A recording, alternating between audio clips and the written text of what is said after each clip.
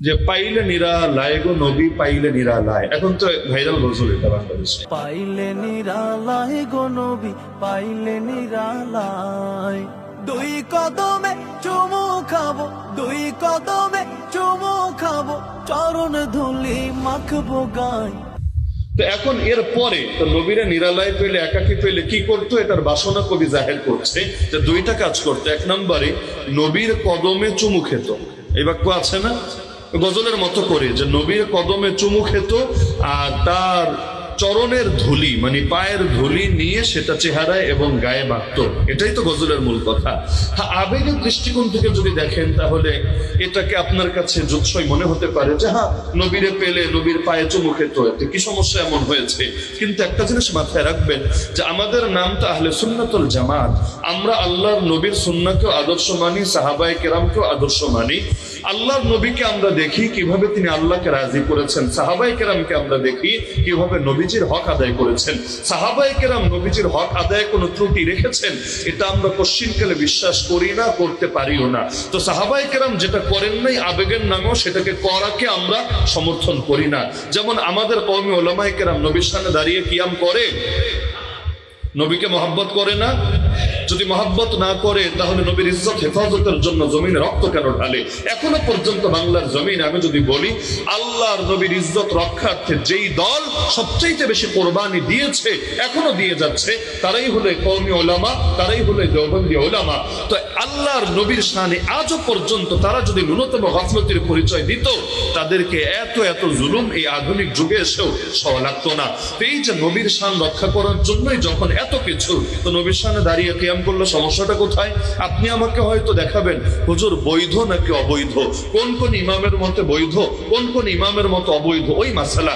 আমি বলবো বৈধ তো অবৈধতার কথা রাখেন, বৈধ তো অবৈধতার কথা রাখেন, আমাকে আগে দেখান নবীর সাহাবীদের এই আমলটা ছিল কি ছিল না।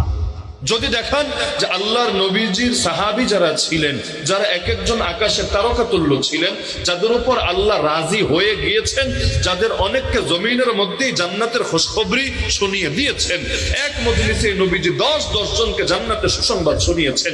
এমনকি নবীজি দুনিয়া থেকে যাওয়ার পরও তাদেরকে অনুসরণ করতে বলেছেন, তাদের আদর্শ আঁকড়ে ধরে থাকতে বলেছেন, যাদের শীর্ষে খুলাফায়ে রাশিদিন রয়েছেন, এছাড়াও আহলে বাইত সাহাবীরা রয়েছেন, এছাড়াও সেই মক্কি সাহাবী, মাদানী সাহাবী, মুহাজির সাহাবী, আনসার সাহাবী, এত হাজার হাজার লক্ষ লক্ষ সাহাবীর নাম আপনারা জানেন। আমাকে খুলে খুলে দেখান তো যে নবীর সাহাবীরা নিয়মিতভাবে কিয়ামের আমলটা করতেন। উপরন্তু আমরা তো ভিন্নটা দেখি যে আল্লাহর নবী তাদেরকে এভাবে দাঁড়িয়ে সম্মান দিতে নিষেধ করতেন। তাহলে নবীর মহব্বত অবশ্যই আছে, তবে নবীর মহব্বত কিভাবে প্রকাশ করতে হবে এটা তো দেখতে হবে সাহাবায়ে কেরামের জীবনী থেকে। যেমন আল্লাহ নবী বলেন লা তুতরুনি কামা আতরাতিন নাসারা ঈসা ইবনে মারইয়াম, আমার প্রশংসা করতে গিয়ে খবরদার উম্মত বাড়াবাড়ি করবা না যেভাবে খ্রিস্টানরা ঈসা নবীর প্রশংসায় বাড়াবাড়ি করে ফেলেছিল। কি বাড়াবাড়ি? আল্লাহ নবী বলেন তারা এক পর্যায়ে বলে উঠলো যে ঈসা হলো আল্লাহর বেটা, আল্লাহর পুত্র। কারণ তারা চিন্তায় পড়ে গেল আমরাও মানুষ, যদি বলি ঈসাও মানুষ আমরা আর ঈসা তো বরাবর হয়ে গেলাম, তো আবার যদি বলি আমরা মানুষ ঈসা হলো রব তাহলেও মুশকিল, তারে একেবারে ডাইরেক্ট আল্লাহই বানায় দিলাম। তো মাঝামাঝি কি? মাঝামাঝি হলো ঈসা ডাইরেক্ট আল্লাহও না, আবার ঈসা আমাদের মতো মানুষও না। তাহলে ঈসা কি? ঈসা হলো আল্লাহর জন্ম দেওয়া পুত্র, যার খণ্ডনে কোরআন মাজিদের সূরা ইখলাস নাজিল হয়েছে লাম ইয়ালিদ ওয়া লাম ইউলাদ, আল্লাহ কাউকে জন্ম দেননি, আল্লাহ নিজেও কারো থেকে জন্মগ্রহণ করেননি। আল্লাহর ক্ষেত্রে জন্ম দেওয়া জন্ম নেওয়া এই শব্দগুলো চলে না। এগুলো কেউ যদি বলে সে আল্লাহ তাআলার শানে কুফরি করলো, ইসলাম থেকে বের হয়ে গেল। এমনকি আল্লাহ নবী এই কারণে সতর্ক করে গিয়েছেন খবরদার লা তাত্তাখিযু বা'দি কবরি ওয়াসানা ইউবাদু, আমার পরে আমার কবরকে মূর্তি বানিয়ে ফেলো না, যে ইবাদত শুরু করে দিবা। যেমনি ভাবে একদল গিয়ে বিভিন্ন নবীর কবরে সেজদায় লুটিয়ে পড়তো, খবরদার আমার কবরকে তোমরা মূর্তি বানিয়ে ফেলো না, যে এসে এখানে রুকুতে পড়বা, এসে এখানে সেজদায় পড়বা, এসে এখানে ইবাদতে লুটিয়ে পড়বা, খবরদার। তাহলে নবীর হক কিভাবে আদায় করতে হবে এটার জন্যই তো সাহাবীকে দেখা লাগবে। আহলে সুন্নাত ওয়াল জামাত নামটাই তো এখান থেকে এসেছে, না হলে শুধু আহলে সুন্নাত বললেই তো চলতো। তা আমাকে একজন মাত্র সাহাবীর নাম বলেন যে সাহাবী নবীর শানে আবেগ প্রকাশ করেছেন, ইয়া রাসূলুল্লাহ আপনারে একাকি পেলে আপনার পাটা তুলে আপনার পায়ের তলায় চুমু খাবেন। আর পায়ের তলায় কিভাবে চুমু খাবেন? সেজদা দিয়েই তো। পায়ের তলায় বা পাতে, মানে তলা বাদ দেন, উপরে যদি চুমু খান, চুমুটা কেমনে খাবেন? এক সুরত হলো পা ধইরা উপরে উড়ে তারপর মুখের সামনে আইনা চুমু খাবেন। এভাবে যদি চুমু খেতে যান তাহলে যার পায়ে চুমু খাবেন উনি তো আসার খেয়ে পড়ে যাবেন। আমি যদি আপনার পায়ে চুমু খেতে চাই, এজন্য টান মেরে পাটা উঠিয়ে আমার মুখ বরাবর আনি, আপনি কি দাঁড়ায় থাকতে পারবেন? হ্যাঁ, যদি আপনি কুংফু কারাতেতে ব্ল্যাক বেল্ট প্রাপ্ত হন, বড় মাস্টার হন, সেটা ভিন্ন আলাপ। হয়তো আপনি তখন ভিন্ন কৌশলে বাতাসের মধ্যেও টিকে থাকার চেষ্টা করবেন। স্বাভাবিক মানুষ যদি হন আর বয়স্ক লোক যদি হন তো কথাই নাই। আমি যদি আপনার পাড়া নেই চুমু খাওয়ার জন্য আর এভাবে টান মেরে আমার মুখ পর্যন্ত আনি, যত লম্বু লোক হন না কেন, 6 ফিটও যদি হন, আস্ত থাকতে পারবেন? বিশ্বাস না হলে দাঁড়ান, আমরা একটু প্র্যাকটিস করে দেখি আপনি দাঁড়ায় থাকতে পারেন কিনা দেখেন। আর দ্বিতীয় সূরত হলো আমি সেজদায় লুটিয়ে পড়বো। মানে সেজদা বলতে ডাইরেক্ট সেজদা নাই দিলাম, তবে আমার মাথাটা বা আমার মুখটা আপনার পা পর্যন্ত নেব। তো ডাইরেক্ট সেজদা যদি নাও দেই, এই যে সেজদার কাছাকাছি চলে গেলাম, আমার মুখটা নিয়ে আপনার পা পর্যন্ত চলে গেলাম, এটা কি ঈমানের দাবি হয় না শিরকের গন্ধ পাওয়া যায়? তো ইসলাম সেজদা দিতে বলেছে কাকে, আর আপনারা সেজদার সবক শেখাচ্ছেন কাকে?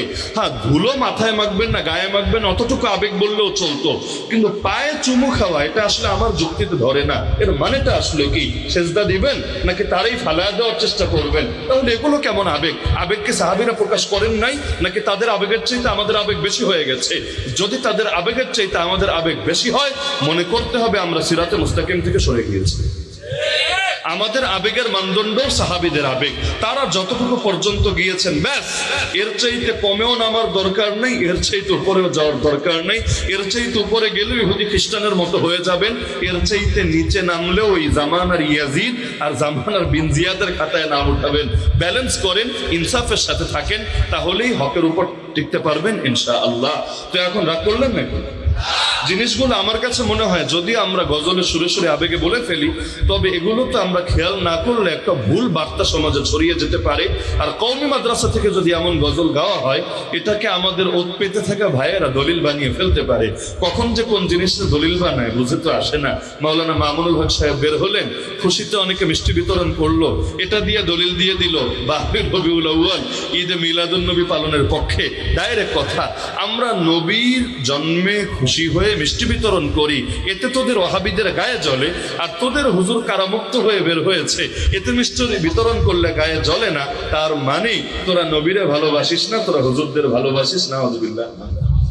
কিসের সাথে কি? পান্তা ভাতে ঘি। আল্লাহ নবী যখন জন্ম নিয়েছেন তখন আবু লাহাব একজন অমুসলিম হওয়ার পর তার দাসীকে যে আজাদ করে দিয়েছেন, আনন্দে মুক্ত করে দিয়েছেন, আজও পর্যন্ত সেই বয়ান গর্বের সাথে আমরা করি না কি করি না? করি। এমনকি আমরা আবু লাহাবের বহুত খারাপের মধ্যে যে কয়টা ভালো দিক আছে, ওই ভালো দিকের মধ্যে এটাও তো উল্লেখ করি যে আবু লাহাব নবীর জন্মে খুশি হয়ে নিজের গোলামরে, নিজের দাসীরা পর্যন্ত আজাদ করে দিল। হায়, যেদিন নবী ঈমানের দাওয়াত দিয়েছিল, ওদিন যদি এভাবে আনন্দের সাথে দাওয়াতটাও কবুল করে নিত, আজকে আবু লাহাবের নামে লানত দেওয়া লাগতো না। আবু লাহাবের নামের সঙ্গে রাদিয়াল্লাহু আনহু এই শব্দ আমাদের জবান থেকে বের হয়ে আসতো, কিন্তু আবু লাহাবের নামের সাথে লানত দেওয়া লাগে। তাব্বাত ইয়াদা, এটা কি লানত না? এটা কি বদদোয়া না? শুধু আমরা দেই তা না, আবু লাহাবের 5-5টা বাচ্চা মুসলমান হয়ে গিয়েছিল, একজন দুজন না। আবু লাহাবের বাচ্চাদের মধ্যে কালেমা পড়েছিল কয়জন? 5 জন। এই 5 জন যখন কোরআন পড়তো, তারা কি এই সূরা বাদ দিয়ে পড়তো? এই সূরা যখন পড়তো, সন্তানের মুখে বাপের নামে বদদোয়া বের হতো না? অবশ্যই বের হতো, কারণ ঈমান সবার উপরে, কোরআন সবার উপরে, বাপ সবার উপরে না। কোরআন পড়তে গিয়ে বাপরে লানত দেওয়া যায়, বাপের আবেগ ঠিক রাখতে গিয়ে কোরআনে কাটছাট করা যায় না। আমাদের সমাজে অনেকে কাটছাট করে না, দলের পক্ষে খালি দলিল দেখে। এখন তো মার্কার পক্ষেও দলিল দেখে। মার্কার পক্ষে একেবারে কোন যুগে কি আছে না আছে খুঁজে খুঁজে বের করে নিয়ে আসে। তো কোরআনের মধ্যে কি খালি মার্কার পক্ষে আয়াত আছে, আর তোমাদের কুফর শিরকের বিপক্ষে আয়াত নাই, তোমাদের জুলুমের বিপক্ষে আয়াত নাই, তোমাদের ভণ্ডামের বিপক্ষে আয়াত নাই, তোমাদের মুনাফিকের বিপক্ষে আয়াত নাই? তার মানে কোরআন তো মানলা না, কোরআনটা নিজের স্বার্থে ব্যবহার করলা।